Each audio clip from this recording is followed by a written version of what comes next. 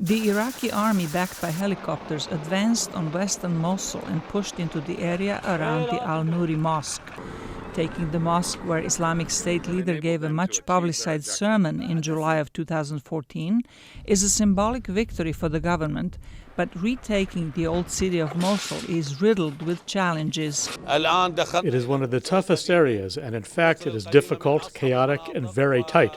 But our forces managed to get out of their vehicles and enter the old city. Militants are believed to be using suicide bombers to block the advance of government troops.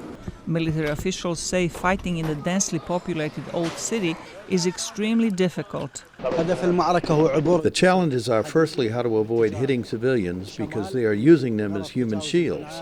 And secondly, the area is difficult because it is an ancient neighborhood and we use less heavy weapons. Civilians are streaming out of western Mosul with meager possessions and people wounded by landmines or booby traps.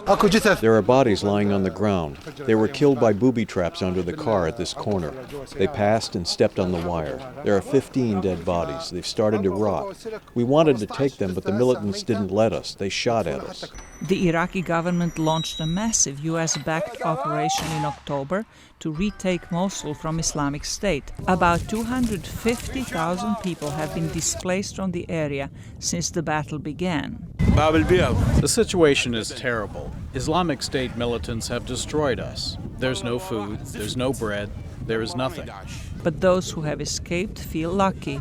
More than 500,000 civilians remain trapped by the militants in the old city of Mosul. Zlatica Hoke, VOA News, Washington.